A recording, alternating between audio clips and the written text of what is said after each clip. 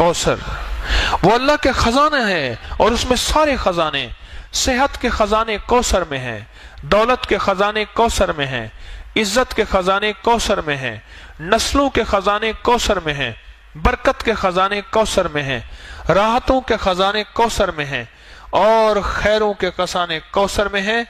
بیٹے، عزتیں، راحتیں، برکتیں، رحمتیں، خوشیاں، کامیابیاں یہ اللہ جل شانہ نے کوثر میں سمو دیے ہیں، کوثر میں۔ اور جس کو کوثر مل گیا اور میرے حبیب کو ملا، ہم نے آپ کو عطا کیا، میرے رب کے خزانے بہت وسیع ہیں، مجھے آپ کو خبر نہیں۔ حضرت موسیٰ علیہ السلام اور حضرت خضر علیہ السلام کشتی میں بیٹھے تھے اور سفر کر رہے تھے، جس کا کوئی تذکرہ قرآن میں موجود ہے۔ تو ایک چڑیا آ کے اس کشتی کے کنارے پہ بیٹھی اور اس نے سمندر کے پانی سے چونچ بھرا، اور چونچ پانی کا بھر کے پی کے چلی گئی۔ تو خضر علیہ السلام نے فرمایا، جتنا چونچ میں پانی چڑیا کے ہے، یہ ساری کائنات کا علم ہے جو اللہ نے مخلوق کو دیا ہے، اور باقی جتنا علم ہے یہ سارا سمندر اللہ کے پاس ہے۔ میرے اللہ کے پاس یہ جو سمندر ہے، یہ میرے اللہ کے پاس علم ہے، میرے اللہ کا علم اتنا ہے، اور میرے اللہ کی طاقت اتنی ہے، اور میرے اللہ کی قوت اتنی ہے، اور میرے اللہ کے پاس خزانے ہیں، وسیع خزانے ہیں، اتنے وسیع خزانے ہیں کہ کائنات ساری ایک وقت میں مانگنے میں آئے، اور اپنے مزاج میں، اپنی طبیعت میں، اپنی چاہت میں مانگنے میں آئے، اور مانگے، اور جی بھر کے مانگے، اور جو جی میں آئے وہی مانگے۔ میرا رب سب کو دے، سب کی سنے، اور سب کی سننے کے بعد سب کو اپنے غیب کے خزانے سے جھولیاں بھر کے عطا کرے۔ تو میرے رب کے خزانوں میں ایک خزانہ ہے، اس کا نام ہے کوثر۔ ایک خزانہ ہے، اور اس خزانے کا ایک چشمہ ہے جس کا چشمے کا نام کوثر ہے۔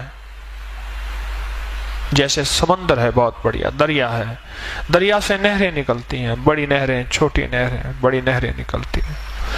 میرے رب کے خزانوں میں ایک خزانہ ہے، نعمتوں کا خزانہ، انعامات کا خزانہ، راحتوں کا خزانہ، برکتوں کا خزانہ، وسعتوں کا خزانہ، عافیتوں کا خزانہ۔ میرے رب کے خزانوں میں ایک خزانہ ہے، اور وہ میرے رب کے علم میں ہے۔ اس خزانے میں سے ایک خزانہ ہے، اس کا نام کوثر ہے، اور وہ جو کوثر ہے، وہ اللہ جل شانہ نے صرف سارے نبیوں میں سے کسی کو نہیں دی، اور میرے مدینے والے محمد صلی اللہ تعالی علیہ وسلم کو عطا فرمائے۔ میرے رب کے پاس جتنی کوثر ہے، اس میں کیا خزانے ہوں گے، اس میں کیا نعمتیں ہوں گے، اس میں کیا راحتیں ہوں گے، اور اس کے اندر کیا برکتیں ہوں گے۔ یہ تو خزانے میں سے، کوثر کے خزانے میں سے ایک کوثر دیا ہے اللہ نے، حوض کوثر جسے کہتے ہیں۔ زبیدہ نہر بہ رہی ہے، اس کے جگہ جگہ 7 حوض بنائے ہوئے ہیں، لوگ پھر وہاں سے پانی پیتے ہیں، باقی نہر بہ رہی ہے۔ یہ حوض کوثر ہے، اور اس کوثر کی یہ تاثیر ہے، جب تک میرے آقا کے دست اطہر سے، میرے سونے ہاتھوں سے، مبارک ہاتھوں سے اگر کوئی پانی نہیں پیے گا، کوئی بدقسمتی ہوگا، جب تک پانی نہیں پیے گا، اسے دنیا کی پیاس، قیامت کی پیاس، حشر کی پیاس اس کی ختم نہیں ہو سکتی۔ وہ 7 سمندر پی جائے، وہ ساری کائنات کا پانی پی جائے، اس کی زبان باہر کتے کی طرح لٹکی ہوئی ہوگی، جب تک کہ وہ میرے آقا کے ہاتھ مبارک، دست مبارک سے پانی، کوثر کا پانی نہیں پیے گا۔ اور اللہ جل شانہ نے قرآن پاک میں جو فرمایا، اِنَّا آتَيْنَا کَالْکَوْثَرَ، میرے حبیب ہم نے آپ کو ایک نعمت عطا کی ہے جس کا نام کوثر ہے۔ آپ کو ایک نعمت عطا کی ہے جس کا نام کوثر ہے۔ اور یاد رکھیے گا، ہر کوثر اور ہر زمزم یہ 2 چیزیں ہیں۔ ہر زمزم ایڑیاں رگڑنے کے بعد ملتا ہے، ہر زمزم ایڑیاں رگڑنے کے بعد ملتا ہے۔ ایڑیوں سے مراد قربانی، کبھی مزاج کی، کبھی طبیعت کی، کبھی چاہتوں کی، کبھی محبتوں کی قربانی۔ اور قربانی کا سب سے پہلا سبجیکٹ گھر سے شروع ہوتا ہے اور بیوی سے شروع ہوتا ہے، اس میں پہلے میں ہوں۔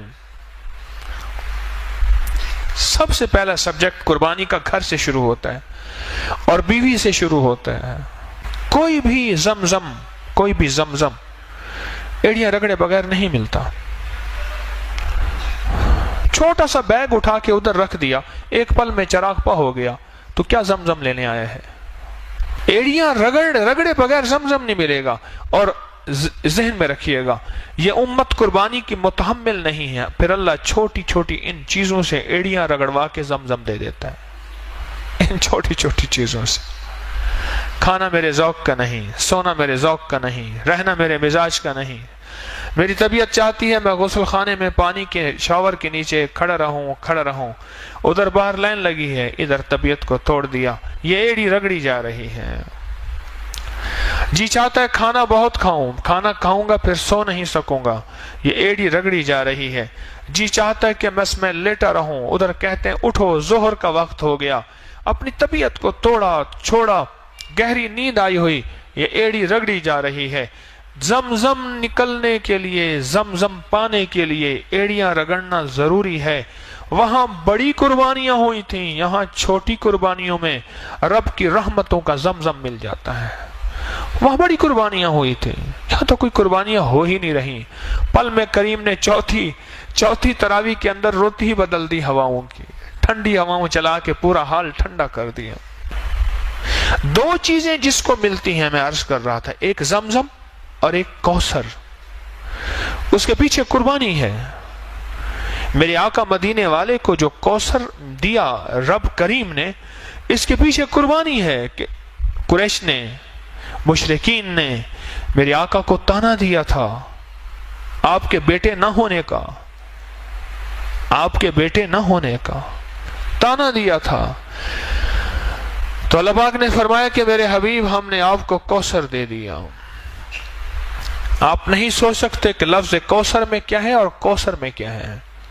یہ لفظ پھر سنیے گا، لفظ کوثر میں کیا ہے اور کوثر میں کیا ہے۔ آپ سوچ نہیں سکتے، آپ گمان نہیں کر سکتے کہ کوثر کس کو ملے گا۔ دنیا کا کون خوش قسمت انسان ہے جس کو کوثر ملے گا۔ جس طرح زمزم ناگواریوں کے بغیر نہیں آتا، جس کو میں نے ایڑیاں رگڑنا کہا ہے، اس طرح کوثر بھی ناگواریوں کے بغیر نہیں آتا۔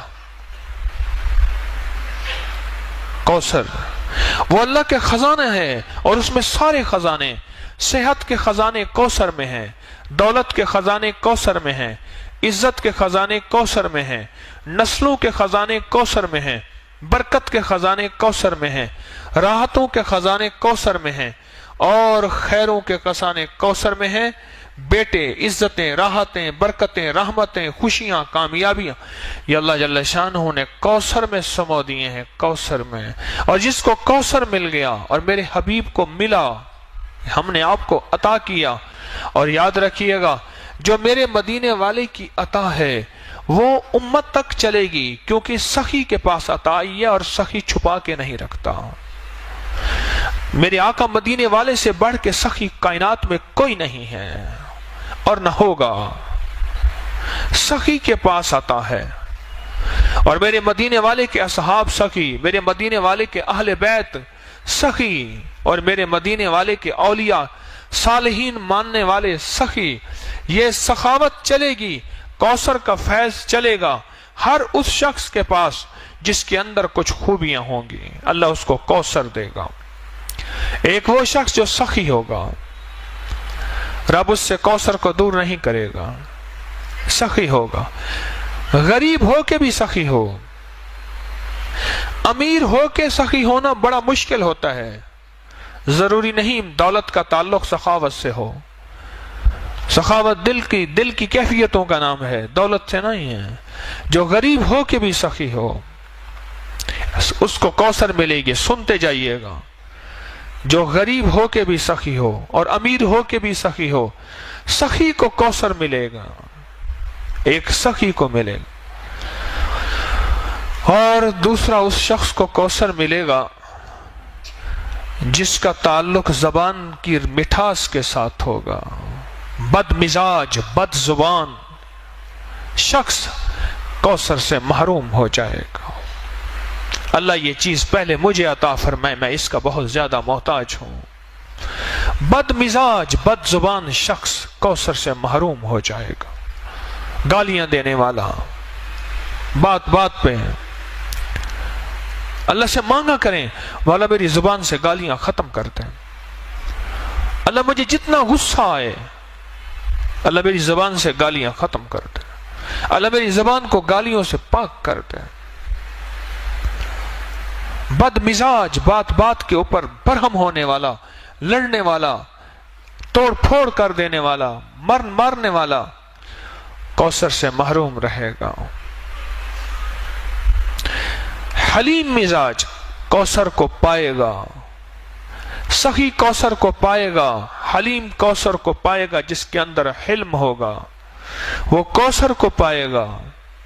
میں اس کی وضاحت کرتا ہوں کہ کوثر کو کیسے پائے گا. اور تیسرا، معاف کرنے والا کوثر کو پائے گا. جو تجھے محروم کرے تو اسے عطا کر. جو تجھ پہ ظلم کرے تو اسے معاف کر. معاف کرنے والے کو رب کوثر عطا فرمائے گا. کتنے لوگ ایسے تھے، بہن بھائی آپس میں الجھے ہوئے تھے، میں نے کہا چھوڑ دے جائیداد، رشتہ نہ توڑ، رشتے کو بچا لے. جائیداد کا حصہ چھوڑ دے، زمین کا حصہ چھوڑ دے. میرے کہنے پہ چھوڑ دیا اس نے. کئی اتنے تھے جنہوں نے نہیں چھوڑا، ان کی اپنی مرضی ہے. کئی اتنے تھے جنہیں میرے کہنے پہ چھوڑ دیا. میں نے کہا نہ الجھ، رشتے پھر نہیں آئیں گے، یہ چیزیں پھر آ جائیں گے. اگر نہ بھی ملیں تو اس کا صلہ تیری نسلوں میں ملے گا. اس نے چھوڑ دیا جائیداد، زمین، دکان، مال، چیزیں، تقسیم. میں نہیں لیتا. مجھے کہنے لگے جی مجھے دیتے ہیں زبردستی. میں نے کہا جو اگر دیتے ہیں تجھے زبردستی لے لے، اگر پورا نہیں دیتے ایک تو ان سے شکوا نہ کر، ایک ساری زندگی شکوا نہ کر. اگر ساری زندگی شکوا کیا پھر بھی برکت ختم ہو جائے گی. ادھر بیٹھا شکوا کیا، ادھر بیٹھا شکوا کیا، پھر تو مجبوری والا معاملہ ہوا.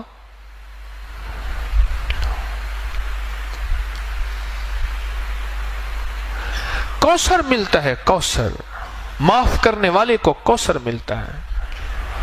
کیا عجیب ہے نعمت. معاف کرنے والے کو رب کوثر دیتا ہے، رب کوثر دیتا ہے. جو سلام کو عام کرتا ہے رب اس کو کوثر دیتا ہے. چوتھی نعمت بتا رہا ہوں، یاد گن رہے ہیں جن کو کوثر مل رہا. پہلا کس کو ملے گا؟ سخی کو. دوسرا حلم، حلیم کو، حلم والے کو. تیسرا معاف کرنے والے کو. چوتھا سلام کو عام کرنے والے کو کوثر ملے گا، کوثر ملے. اور تیسرا پانچواں، پیٹھ پیچھے دعا دینے والے کو. کسی کے لیے دعا پیٹھ پیچھے اس کے لیے کر رہا، نہ جان نہ پہچان نہ جاننا، پیٹھ پیچھے دعا کرنے والا، اس کو کوثر ملے گا، اس کو کوثر ملے گا.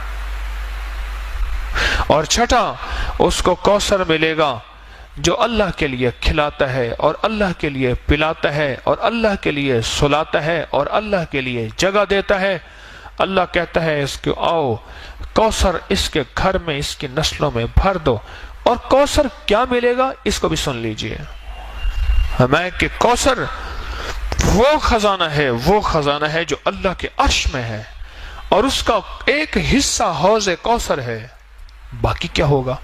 جس کی مثال میں نے دی ہے کہ دریا میں سے ایک نہر نکلی ہے، باقی تو دریا ہے، وہ اللہ کے خزانوں میں ہے، اللہ کے علم میں ہے. باقی کیا ہوگا؟ جو شخص یہ خوبیاں اختیار کرے گا، ان خوبیوں پہ محنت کرے گا. یہ محنت ہوتی ہیں خوبیاں، ان پہ محنت ہوتی ہے. اور پتہ ہے محنت کیا ہوتی ہے؟ اس مجمع میں محنت ہوتی ہے. جب بہت سے افراد اکٹھے ہوتے ہیں، جہاں بہت سے بردن اکٹھے ہوں، آواز پیدا ہوتی ہے نہیں ہوتی؟ بولے جب بہت برتن اکٹھے ہوں تو آواز پیدا ہوتی ہے. اسی مجمع میں محنت کرتا جا کرتا جا کرتا جا. اسی مجمع میں یہ تربیت کا مجمع ہے، یہ تعلیم کا مجمع ہے، یہ تعلم کا مجمع ہے، اور یہ سفر ترقی کا مجمع ہے. اس پہ اپنے اوپر محنت کرتا جا کرتا جا کرتا جا کرتا جا. جب یہ محنت کرتا چلا جائے گا اور ٹکراؤ کے باوجود بھی بچتا جائے گا، معاف کرتا جائے گا، درگزر کرتا جائے گا، لوگوں کو جگہ دیتا جائے گا، سخاوت کرتا جائے گا. دنیا کا خوش قسمت انسان یہ ہے جو کسی سے سوال نہ کرے، اور دنیا کا خوش قسمت انسان یہ ہے جو قرضے نہ مانگے. اور ایک بات یاد رکھنا، جس کے قرضے مانگنے کا مزاج ہوتا ہے اس کے گھر پہ، حدیث میں مفہوم عرض کر رہا ہوں، ایک جھنڈا لگ جاتا ہے جس سے فرشتے اور انسان نہیں دیکھ سکتے، جس سے جن اور انسان نہیں دیکھ سکتے، باقی ساری کائنات دیکھتی ہے. جس کے اندر قرضے لینے کا مزاج، مانگنے کا مزاج اور سوال کا مزاج ہوتا ہے، اس جھنڈے پہ لکھا ہوا ہوتا ہے فقر، کہ جا ساری زندگی تو سوال ہی کرتا رہے گا، منگتا ہی رہے گا، بھکاری رہے گا، فقیر رہے گا. جس نے اپنے لیے سوال کا دروازہ کھولا، قرضے کا دروازہ کھولا. یہ 6 لوگ ہیں جو کوثر کے مستحق ہیں، اور ان کی نسلوں میں جب کوثر آ جائے گا، ان کی نسلوں میں اللہ فقر، فاقے، غربت، تنگ دستیاں اللہ نہیں دے گا. اللہ بیٹوں والی نعمتیں، رزق والی نعمتیں، صحت والی نعمتیں، عافیت والی نعمتیں عطا فرماتا جائے گا، فرماتا جائے گا، فرماتا جائے گا. اور پھر کوثر کی نعمت وہ عطا فرمائے گا کہ نسلوں کوثر کی برکتوں سے مالا مال ہو جائیں گے. تو ایک تو کوثر کا اس مفہوم کو سمجھیں کہ کوثر ہے کیا، اور کوثر ملے گا کس کو، اور کوثر کا خزانہ جس میں کائنات کی ساری نعمتیں ہیں، اس میں حلم بھی ہے، علم بھی ہے، اس میں کشف کی نعمت بھی ہے، اس میں کرامت کی نعمت بھی ہے، اس میں عبادت کی نعمت بھی ہے، اس میں ولایت کی نعمت بھی ہے، اس میں فقیری کی نعمت بھی ہے، اور اس میں اعلیٰ مرتبے، اعلیٰ مقام کی نعمت بھی ہے. ساری نعمتیں اللہ جل شانہ نے اس کوثر کے خزانے میں رکھی ہیں. اور ملے گا کوثر کا خزانہ اس کو جس کے اندر یہ 6 صفات ہوں گے. ان 10 روزوں میں یہ تجربہ ہو رہا ہے.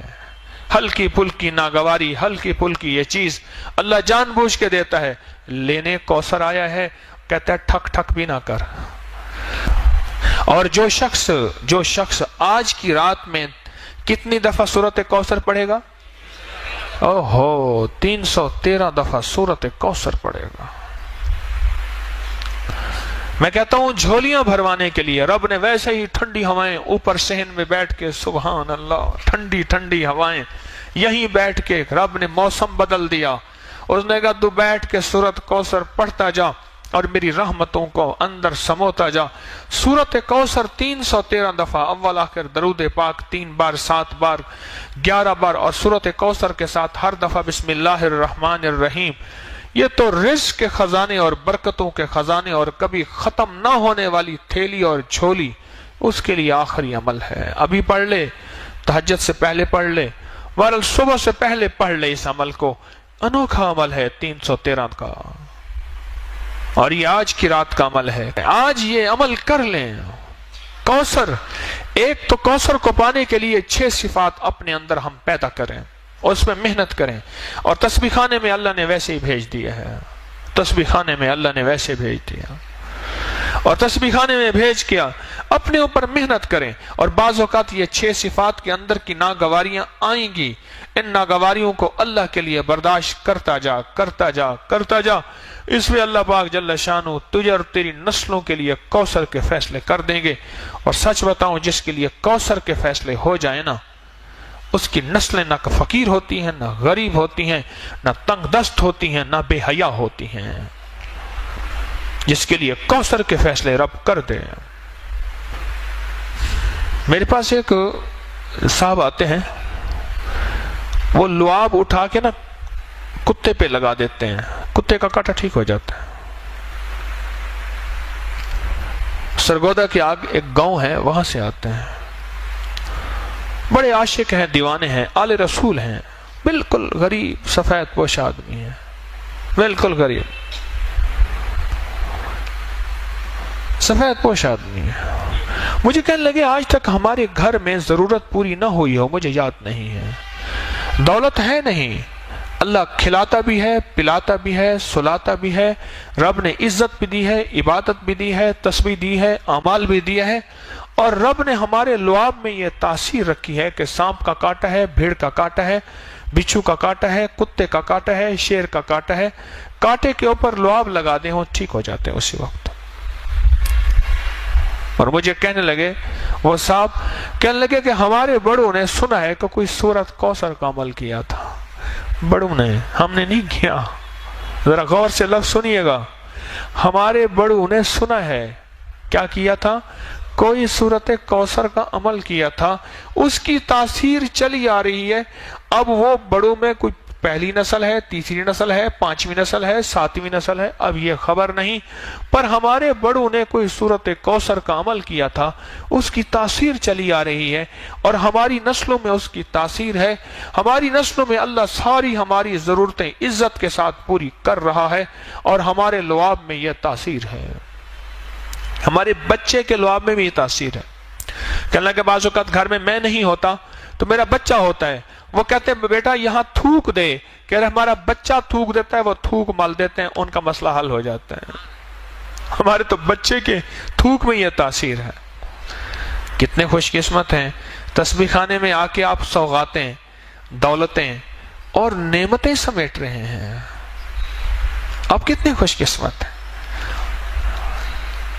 مجھے ایک بندہ کہنے لگا کہ میں نے کوئی پاکستان میں ایسی جگہ نہیں جہاں رمضان گزارنے کے چند دن نہ گزارے ہوں.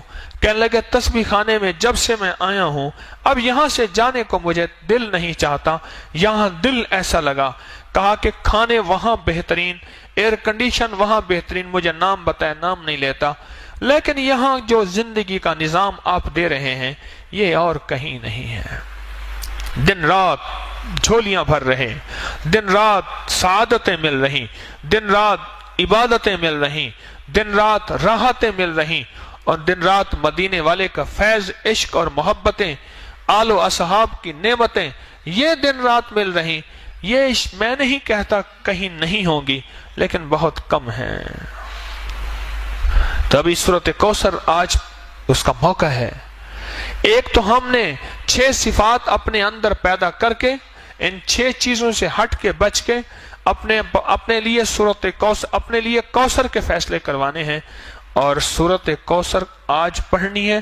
اور اس تصور کے ساتھ کہ مولا اس کے اندر جو خزانے ہیں رزق کے، عزت کے، وسعت کے، برکت کے، راحت کے، صحت کے، خوشیوں کے، کامیابیوں کے، مولا ان خزانوں سے ہمیں بھی مستفید فرما دے. میرا اور میری نسلوں کا تصور کر لیں گے کہ آپ کی مہربانی ہوگی. سورۃ کوثر یہ نعمت ہے اور یہ خاص تحفہ ہے. عجیب ہے. قرآن پاک کی سب سے چھوٹی سورت ہے اور قرآن پاک کی سب سے بڑی سورت سورۃ بقرہ ہے اور سب سے چھوٹی سورت سورۃ کوثر ہے. اللہ پاک کوثر جس کو دے دے، خزانے وسعت کے، عافیت اور برکت کے، دنیا کا خوش قسمت انسان ہے. وہ دنیا کا خوش قسمت انسان ہے اور اس کو دنیا بھی مل جاتی ہے، اس کو آخرت بھی مل جاتی ہے.